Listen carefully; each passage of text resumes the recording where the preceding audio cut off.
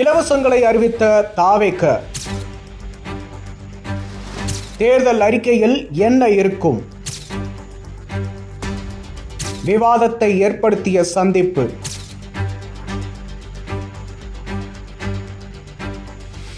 காஞ்சிபுரத்தில் மக்கள் சந்திப்பில் இன்னைக்கு பேசின தாவேக தலைவர் விஜய் அந்த கட்சியினுடைய தேர்தல் வாக்குறுதி பற்றி சில விஷயங்களை குறிப்பிட்டிருக்காரு. எல்லோருக்கும் நிரந்தரமாக வீடு, அந்த வீட்டுக்கு ஒரு பைக், ஒவ்வொரு வீட்டில் இருக்கவங்களும் குறைஞ்சது 1 டிகிரியாச்சும் படிக்கணும், வீட்டில் எத்தனை பேர் இருந்தாலும் குறைந்தபட்சம் ஒருத்தருக்காவது வருமானம் இருக்கணும், அதுக்கான வேலைவாய்ப்பை ஏற்படுத்தணும், இதையெல்லாம் செஞ்சு ஒரு வீட்டுக்கு தேவையான நிலையான பொருளாதார வளர்ச்சியை ஏற்படுத்தணும்னு சொல்லியிருக்காரு தாவேக தலைவர் விஜய். கல்வியில் பாடத்திட்ட சீர்திருத்தம் செய்யணும்னு சொன்ன அவர், அரசு மருத்துவமனைகளுக்கு மக்கள் பயமில்லாமல் போயிட்டு வர எல்லா வசதிகளும் செய்யப்பட்டு இருக்கணும்னு சொல்லியிருக்காரு.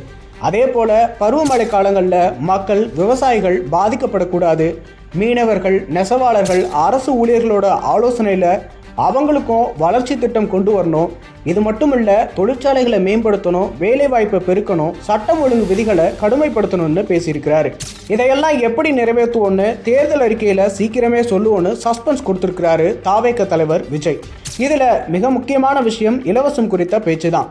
ஏன்னா நவம்பர் 5ஆம் தேதி தாவேக கூட்டத்தில் பேசின அந்த கட்சியினுடைய கொள்கை பரப்பு பொதுச் செயலாளர் இலவசம் பற்றி சில விஷயங்களை சொன்னார். அதாவது இலவச பஸ், மகளிர் உரிமை தொகை தவிர திமுக என்ன செஞ்சிருக்கு, அதுவும் அரசோட பணம், அது திமுக பணமா, இதில் திமுக எதுக்கு பெருமைப்படணும்னு கேள்வி எழுப்பியிருந்தார். அது மட்டும் இல்லாமல் இலவசங்கள் கொடுக்க வேண்டியது அரசோட கடமை தான், ஆனால் அதை வச்சு அரசியல் செய்யக்கூடாது, இலவசங்களுக்குன்னு ஒரு தனி ஆணையம் அமைக்கணும், அதில் எதிர்க்கட்சி தலைவரையும் இணைச்சு அரசுடைய பணத்தை வீணடிக்காம சரியான இலவசங்களை கொடுக்கணும்னு பேசியிருந்தார்.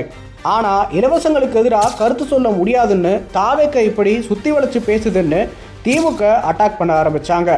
அந்த விவாதம் இப்போ திரும்பவும் தொடங்கியிருக்கு. இலவசங்களுக்கு தாவேக ஆதரவு தருதான்னு இன்னொரு பக்கமும் விவாதம் கிளம்பியிருக்கு. நீங்க சொல்லுங்க, இலவசங்கள் குறித்து உங்க பார்வை என்ன? கமெண்ட் பண்ணுங்க.